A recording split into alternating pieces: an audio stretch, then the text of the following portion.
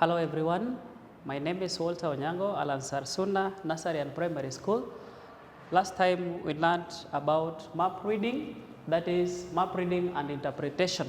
So I've taken you up to the areas tested from number 1 up to number 5. That is, we learned about the direction, how to tell the direction of a place when asked on the map, economic activities. We also talked about the climate. We also talked about the relief features and drainage features. Then number 5 was administration. Today, I want us to look at the next element, that is measurements. In a map, you can be asked the distance, to get the distance or measure the distance of a certain thing. For example, you can be asked to measure the distance of maybe the road on the map. For example, this is the road, and then you are asked to measure the distance on the road. So what are we going to do to measure the distance on the road? Number 1, the tool that we are going to use to get the distance on the road, the actual distance of that road on that map, is the scale. I said that the scale is what will tell us the relationship between the drawing length and the real length on the ground. Now, how are we going to measure? Step 1, you must have a piece of paper. I advise the candidates to use a piece of paper or a strip of paper. Don't use a thread, because some of them are elastic and they will mislead you and get a wrong measurement. They can stretch and you will end up with the wrong measurement. So I advise the candidates to use a strip of paper. How are we going to use a strip of paper? So if this is your paper, 1, I would ask you to fold your paper like this. After folding your paper like this, why are we folding? We are folding to get a straight edge. The edge should be straight. After doing that, you put a mark. Put a mark here, the first mark, and then write 0. After putting the first mark, label it 0, mark it 0. Then put a mark on the last or the end of the road, the end, where you are going to start measuring. So how are we going to measure? The mark at 0 should be in line with the mark at the end of the road you are measuring, and make sure that the edge of the paper and the part of the road, that is the length of the road you are measuring, is in line. Make sure it is straight, a straight. Move until where the line leaving paper, and then put another mark there. Put the mark at the point where that line is leaving the paper. So you put the mark on both the paper, your paper, and the question paper you are dealing with, where the road is. Then you tilt the piece of paper you are using, you tilt it to ensure that you have another straight line on the edge of the paper. Put another mark where that line leaves the paper. Repeat the same until you reach the last point. Put the mark on the paper and the strip of paper you are having, and then transfer your measurements to the scale you are given. You can be given 2 types of scales. In class 8, you are dealing with linear scale, or you can be given a statement scale. If you are given a linear scale whereby you are already given the scale, for example, 0, 1, 2, 3, then it is in kilometers, for example, you transfer your measurements to the linear scale given. Make sure measurement starts from 0. make sure that your 0 mark on the strip of paper you are using is on the 0 mark on the scale. Then you get measurements. And when you are given a statement scale, for example, 1 centimeter represents 2 kilometers, what are we going to do? You do your measurements just as I have explained here, then use a ruler. Use a ruler. You are supposed to be having a 30 centimeter ruler. Transfer these measurements you have got in the strip of paper you are using to the 30 centimeter ruler, and then you get your measurements. Then you come and get your calculations. For example, if you get your measurements on the ruler, for example, the length of this road is 8 centimeters on the ruler, you come and use the scale, the statement scale you are given, that 1 centimeter, if 1 centimeter is equals to 2 kilometers, you ask yourself, what about the 8 centimeters that you are now having? You do that calculation. You cross multiply 8 multiplied by 2, you get 16. So the length of that particular distance you have measured is supposed to be in kilometers, because you are given the real measurement is supposed to be in kilometers. That is how to get the length or the distance. Again, under measurements, you can be asked the area. Next part of it is area. We have two types of shapes. We have regular and irregular. Regular and irregular. Irregular shapes. With the regular shapes, apply what you have in mathematics. If it is a rectangle, you know how to get the area of a rectangle. Length multiplied by width. If it is a triangle, a triangular shape, you measure the length. Measure the length. For example, if that is the part you are asked, its area, measure its length, get the height, apply the formula you have in mathematics to get the area. I want to dwell on, that one is very simple. I want to dwell on irregular shapes. For example, you are asked to measure or calculate, not measure, calculate the area of a certain figure like this. This is where a number of candidates gets a problem, especially those who fear maths. I don't want to encourage you that this is maths, this is social studies, don't fear it. This is very simple. What are you going to do? Take your ruler and have 1 unit squares. Have 1 unit squares. So you will use your ruler and get unit squares. Make sure that from 1 centimeter, 1 centimeter, another 1 centimeter, like that. You will use a ruler. Next 1 centimeter, like that, and then you will end up having straight lines that are 1 centimeter apart. 1 centimeter apart. The same do to the like this. You do the same here. You will end up having each box measuring 1 centimeter, 1 centimeter, 1 centimeter, 1 centimeter. In short, you are going to have 1 centimeter square each in each box. Each box is going to have 1 centimeter square.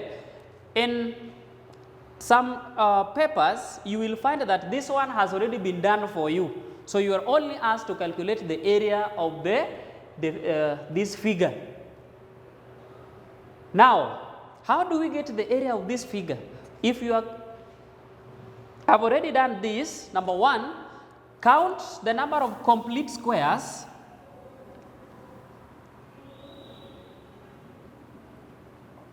Count the number of complete squares. Like in our case, the complete squares are, this is 1, 2, 3, 4, 5, 6, 7. We have 7 complete squares, and then we add to half of the incomplete squares. Incomplete squares. We count the number of incomplete squares and then we divide by 2. So in our case, how many incomplete squares do we have? This is 1, 2, 3, 4, 8, 9, 10. We have 14 incomplete squares. So you get half of the incomplete squares. Half of 14 is 7. So you add the complete squares, that is 7, plus incomplete squares, half of incomplete squares, 7. So the area of this figure is going to be 14 units. It depends with the scale you are given. If the scale, the same statement scale, 1 centimeter represents 2 kilometers, you now convert it into the real length. I think that one is well understood. We are moving to the next part, that is number 7, religion.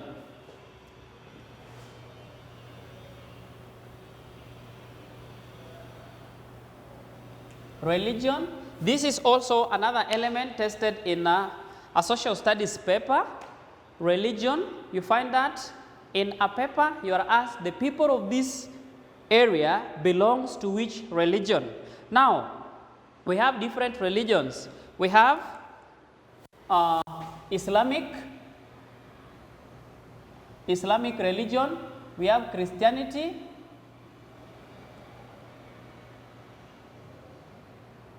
then we have Hinduism.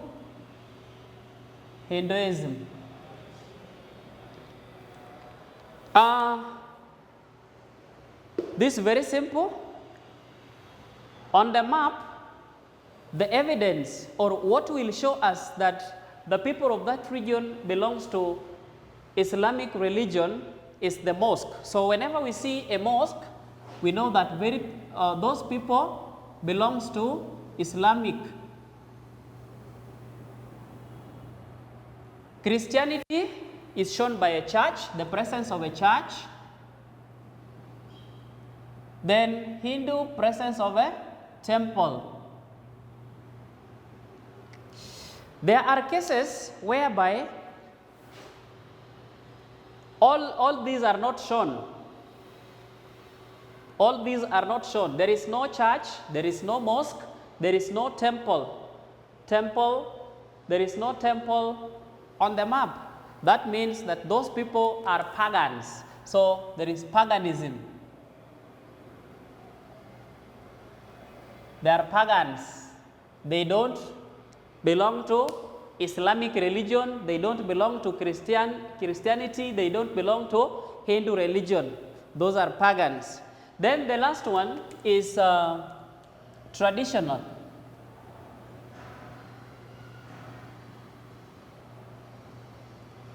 If they are traditionalists, what will show that these people are traditionalists? Meaning they just believe in a supernatural being. They believe in a supernatural being. They have their God. They pray to a certain God.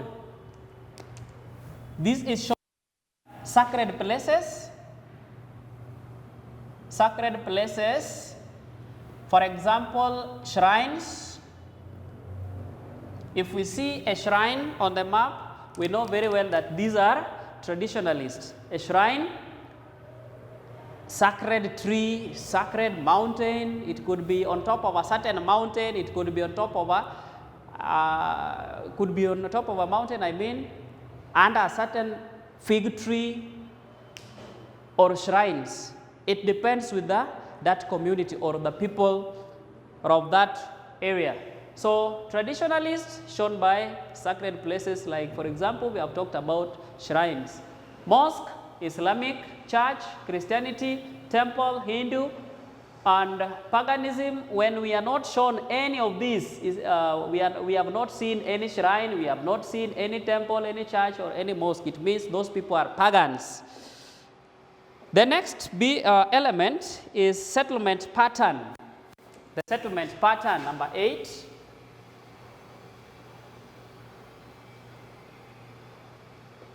The settlement pattern. Here we talk about how these people live. How do they live? Which pattern? So we have different settlement patterns. Number one is dense. Dense settlement pattern.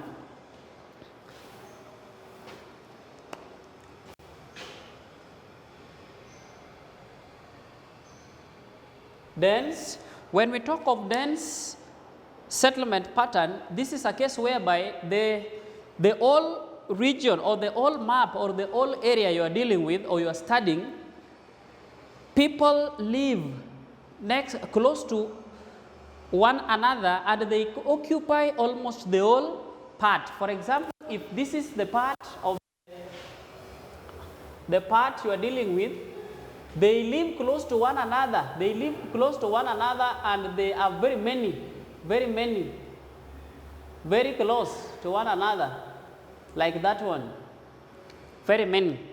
That is dense populated. They are densely populated. They are congested. Then another one is linear settlement pattern. Linear. In linear, here people live along, for example, along transport network. If it is a road, you find people living near along the road like this. Along the road, along the railway, could be along the lake. There are very many factors that attracts people to live along the road, along the railway, along the river. That is linear. Along the road, railway, or any transport network. Then we have another one. We have sparse population settlement. Sparse, here we have few people and they live distance. There is a space in between. If you find one house here, there is a space. Then you get another house. There is a space. The opposite of dense. Here we have a big spaces. They don't live close to one another. There is a big space, sparsely populated. There are few people. Then we have another name of sparse is scattered. It is also called scattered. Then we have another one. We have nuclear.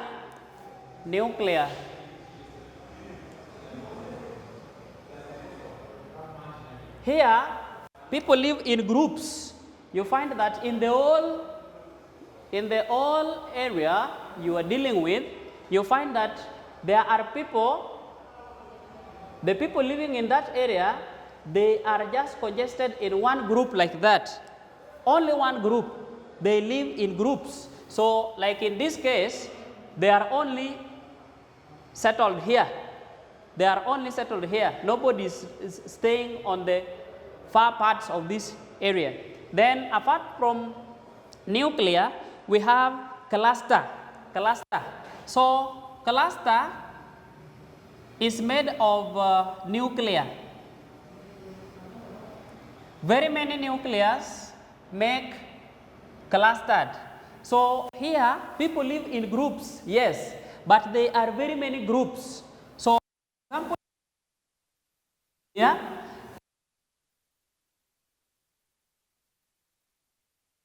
this is what we refer to as clustered type of settlement. So we have mainly 5 types of settlement patterns.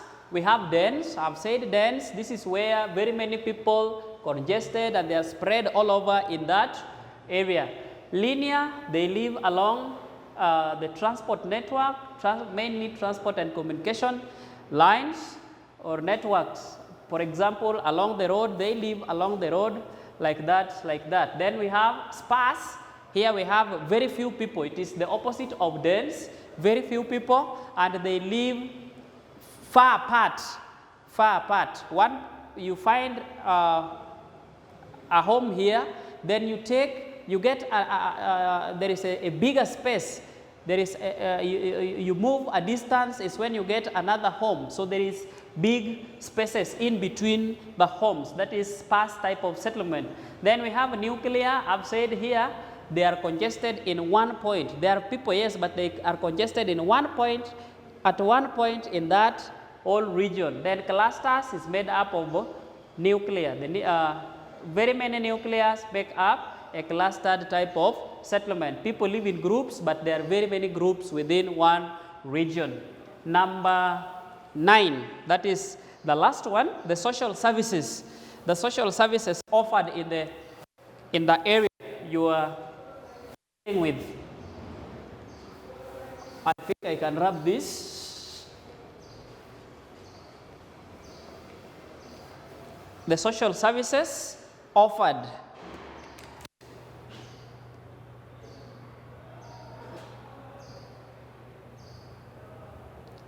Social services offered, this is number 9. So, what are some of the social services we are talking about here? For example, education. One, we can talk of education. So, you can be asked the evidence that shows that there is education going on in this area. So, education will be shown, indicated by the presence of a school, schools, or any other learning institution. It can be a school, polytechnics, colleges, and the rest, universities. Another one is healthcare. Healthcare.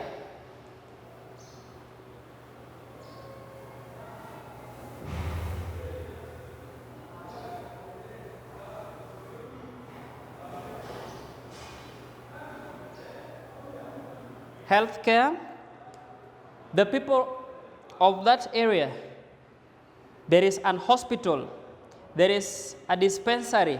It shows that the healthcare services are offered in that region, shown by the presence of hospitals, dispensaries, or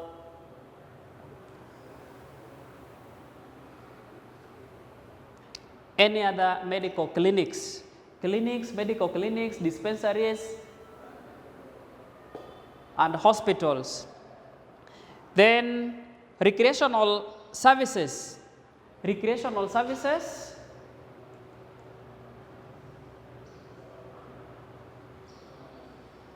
these are places where people go for enjoyment.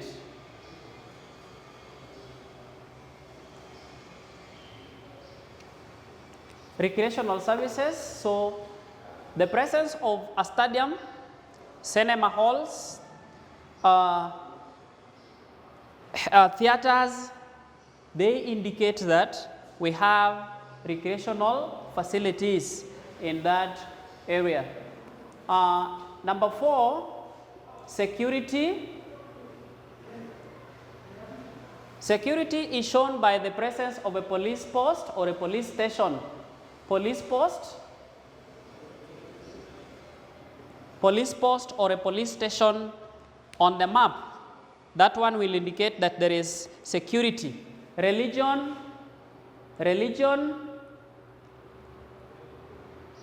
just as I have been discussed here, will be shown by the presence of either a church, mosque, temple, or mainly these 3, church, temple, mosque. These ones will show that there is religion, there is religion services. Then we have trade, another service, trade. Trading activities are shown by the presence of markets, just as I said in our previous lesson, shown by the presence of markets. Then the last one is transport. Transport is shown by the presence of a railway line, road, transport, shown by the presence of a road, railway line, or a river if it is navigable. a river if it is navigable. Up to there, I think I have done much in map work. That is all that you can be tested. So today, to wind it up, I carried with me a social studies KCP paper that is for 2017. I want us to go from number 1 up to 7 and check what we have done, covered from the previous lesson, up to the end of this map reading and interpretation. I said, number 1 is always talking about the direction. You'll be asked about the direction of a place in reference to another place, or the flow of a river. Like in this question, KCP 2017, they were asked about the flow, the direction, the general direction of flow of a river. I said in the previous lesson that a river normally flows from a higher altitude to a lower altitude. In most cases, you will identify the source of the river by the presence of the tributaries, which is shown where we have the forests, or you'll be given the altitude. So where we shall have the tributaries, that is where the river begins. So you can identify that the direction. Then number 2, they are asked, the following activities are carried out in Kaba area. The map they were dealing with is called Kaba area, that is the title, except. Now, choice A was talking about farming.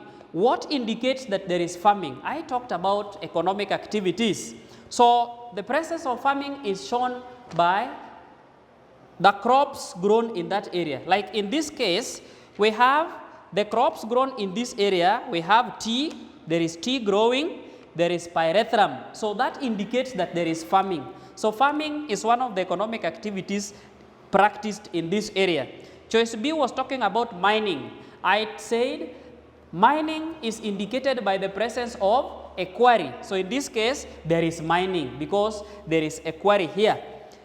Choice C was talking about trading. I talked about trading, and trading is indicated by the presence of markets, or a market, or shops. There is some buying and selling of goods and services taking place.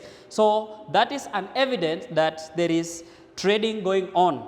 Then lastly, choice D is talking about fishing. We cannot tell that there is fishing in this area just by the look of the presence of a river. Not all rivers fishing takes place. Some rivers don't have fish. Some lakes don't have fish, especially when we are talking about salty lakes. They don't have fish. So what shows that there is fishing taking place? We only tell that there is fishing taking place when there is the presence of a fish trap on the map, shown on the map. We have the fish traps, or there is a fish processing industry shown on the map. Without those, we cannot tell that the river on the map or the lake shown on the map, there is fish. That one, you will get it wrong. Next, they are talking about the highest point in Kaba area. The highest point, I talked about the altitude. The highest point you will tell by looking at the altitudes given on the map. Like in this case, there are altitudes given here. We have 1,700 meters. There is a point given, 2,000 meters. Then there is 1,000 meters. Then there is 800 meters. From there, you will tell that 2,000, the areas around 2,000 meters above the sea level is the highest altitude as per this map. So you check the altitudes given. Then the approximate length of the railway line. I have talked about measurements. You go as per what I explained. You check the railway, you measure the way I have explained here, what I started with, and then you will get the correct measurements. Then there is also another one, that is a trader in Kaba market obtained trading licenses from. Yesterday or our previous lesson, I said that trading licenses are obtained from the local authorities or the county government offices, county government offices, not police post. Very many candidates talk about police post. Police does not give a trading license. The trading licenses are issued from the county government offices or the local authorities given on the map. It depends with the map you are dealing with. Up to there, I think we are done with map reading and interpretation. And as a good candidate, I expect you to get all the questions right. I always treat number 1 up to 7 with my learners as free ticks. Those are free ticks because all the answers are there in the map you are given. The only thing you need to do, my advice is that, number 1, take the first 5 minutes, look at all the symbols used in this map. Observe all the symbols. Then go to the key. Check the meanings of all these symbols. What do they show? For example, what is CO on the map means? CO, county offices. DO, district offices. Don't answer map work questions the way you know it. Answer map work questions according to the information given here in the key. Make use of this key to answer questions from number 1 up to 7, and you will get all the questions right. Otherwise, I wish to stop there till we meet again in our next lesson. Thank you very much.